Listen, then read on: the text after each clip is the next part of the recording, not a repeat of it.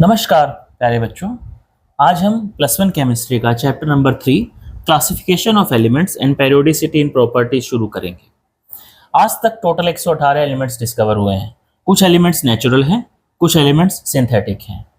Natural means they are found in the nature under the earth crust, and synthetic elements means they are totally man made. हम इनको classify क्यों करते हैं? To study their properties easily we classify them, ताकि हम इनकी properties को आसानी से पढ़ सके, स्टडी कर सके, उनके बीच में रिलेशन फाइंड कर सके।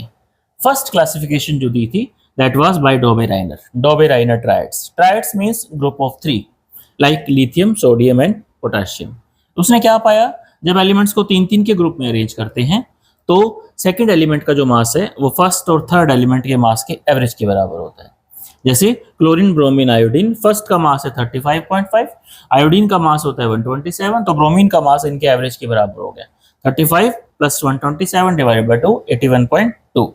He arranged the elements in group of 3 according to increasing atomic weight. Atomic weight of middle element was average of first and third element. It was about Dobbe-Reiner triads.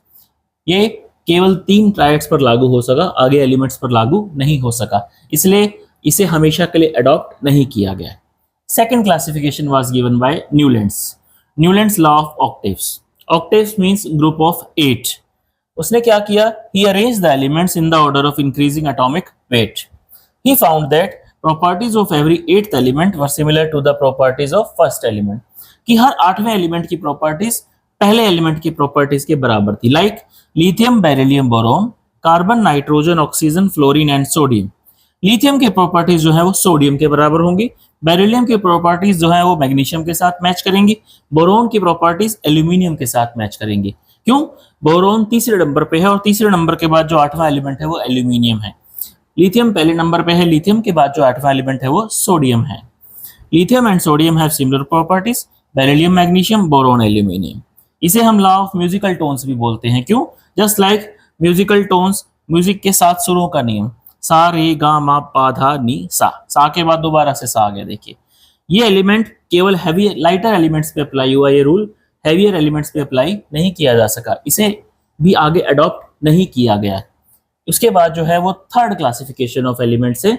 ये first और second classification थी, आप दोबारा से देख सकते हैं। Next हम कंटिन्यू करेंगे third classification of elements. Third classification of elements was given by Mendeleev.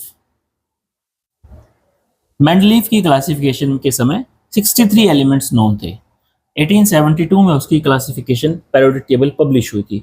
उसने भी पहली 2 की तरह क्या किया, एलिमेंट्स को उनके एटॉमिक वेट के अकॉर्डिंग अरेंज किया। उसने भी क्या देखा कि physical and chemical properties are repeated at regular intervals. उसने देखा कि हर रेगुलर इंटरवल्स के बाद फिजिकल और केमिकल प्रॉपर्टीज जो है वो एलिमेंट्स की रिपीट हो रही हैं। He placed elements in groups and periods. उसने पहले 2 के मुकाबले में एक नया नियम बनाया कि उसने एलिमेंट्स को ग्रुप्स और पीरियड्स में अरेंज किया। जैसे देखिए आपके सामने बनी हुई है छोटी सी मेंडलीफ पीरियोडिक टेबल की। Periods means when elements are arranged from left to right, जैसे मैं देख रहा हूं, left to right. Groups means when elements are arranged from top to bottom. उसने एलिमेंट्स को टॉप टू बॉटम के अरेंजमेंट पे और लेफ्ट टू राइट के अरेंजमेंट पे अरेंज कर दिया। Left to right arrangement is known as periods and top to bottom arrangement is known as groups. तो आप देख सकते हैं उसकी periodic टेबल में टोटल 8 ग्रुप्स थे और पीरियड्स की संख्या हमने 7 बनाई है और भी है। First period hydrogen, group number first. Second period lithium, group number first. उसने क्या किया, ही स्टडीड 2 केमिकल प्रॉपर्टीज। उसने सभी एलिमेंट्स की 2-2 केमिकल प्रॉपर्टीज को स्टडी किया। कौन सी 2 chemical properties? Reaction with oxygen to form oxides and reaction with hydrogen to form hydrides. उसने सभी एलिमेंट्स को इन 2 के साथ रिएक्ट करके देखा, ऑक्सीजन के साथ और हाइड्रोजन के साथ। ऑक्सीजन के साथ उसने कहा जब भी कोई एलिमेंट रिएक्ट करता है तो उसे ऑक्साइड बनता है, और हाइड्रोजन के साथ जब भी करता है तो वो हाइड्राइड बनाता है। जैसे, और उसने कहा कि हम उसका कॉमन फार्मूला भी टेबल के साथ लिख देंगे। जैसे हम ग्रुप नंबर 4 की बात करते हैं, ग्रुप नंबर 4 के बॉक्स में मैंने लिखा है हाइड्राइड्स का फार्मूला है RH4 और ऑक्साइड्स का फार्मूला है RO2। इट मींस जब भी कार्बन हाइड्रोजन के साथ रिएक्ट करेगा तो उसका हाइड्राइड आप कौन सा बनाएंगे? CH4। और जब भी कार्बन ऑक्सीजन के साथ रिएक्ट करेगा तो इसका ऑक्साइड कौन सा बनेगा, CO2। लाइक नाइट्रोजन, जब भी नाइट्रोजन हाइड्रोजन के साथ रिएक्ट करेगा तो उसका हाइड्राइड कौन सा बनेगा, NH3। जब भी नाइट्रोजन ऑक्सीजन के साथ रिएक्ट करेगा तो उसका ऑक्साइड कौन सा बनेगा, N2O5। एक फार्मूले से हम सभी एलिमेंट्स के फार्मूले को कैलकुलेट कर सकते हैं। This was the common formula. ये सभी एलिमेंट्स, उस ग्रुप के सभी एलिमेंट्स पर लागू होता है। ये उसके एलिमेंट्स की क्लासिफिकेशन में एक थोड़ी सी यूनिकनेस थी कि उसने दो केमिकल प्रॉपर्टीज को स्टडी किया था, reaction with oxygen and reaction with hydrogen, formation of oxides and formation of hydrides. Next, जैसे beryllium plus oxygen, beryllium oxide, magnesium plus oxygen, magnesium oxide, carbon plus hydrogen CH4, C plus O2 CO2। उसने अपने periodic table में देखिए कुछ blank spaces भी छोड़े हैं, मैं आपको दिखाता हूं। हमने बनाए हैं ब्लैंक स्पेसेस, मैंने 3 ब्लैंक स्पेसेस बनाए हैं इसकी पेरियोडिक टेबल में। एक ब्लैंक स्पेस है बोरोन के नीचे, एक ब्लैंक स्पेस है एल्यूमिनियम के नीचे, और एक ब्लैंक स्पेस है सिलिकॉन के नीचे। उसने कहा कि जब भी यहाँ पर 3 एलिमेंट्स आएंगे तो ये बोरोन के नीचे, एल्यूमिनियम और सिलिकॉन के नीचे ही प्लेस होंगे। क्यों? इसकी प्रॉपर्टी बोरोन के सिमिलर होगी, इसकी प्रॉपर्टी एल्यूमिनियम के सिमिलर होगी, और इसकी प्रॉपर्टी सिलिकॉन के सिमिलर होगी। एक एलिमेंट 4th पीरियड में प्लेस होगा और एक एलिमेंट, 2 एलिमेंट्स किस में प्लेस होंगे, 5th पीरियड में प्लेस होंगे, ग्रुप नंबर 3 में और ग्रुप नंबर 4 में। वही उसने अपनी पेरियोडिक टेबल में दिखाया था कि he left blank spaces for scandium, gallium and germanium. He named them as eka boron, eka aluminium and eka silicon. Eka का मतलब होता है वेरी सिमिलर टू, जैसे बोरोन के नीचे जो एलिमेंट आएगा उसका नाम रख दिया इका बोरोन, कि जो भी एलिमेंट आएगा उसकी प्रॉपर्टीज बोरोन के सिमिलर होंगी।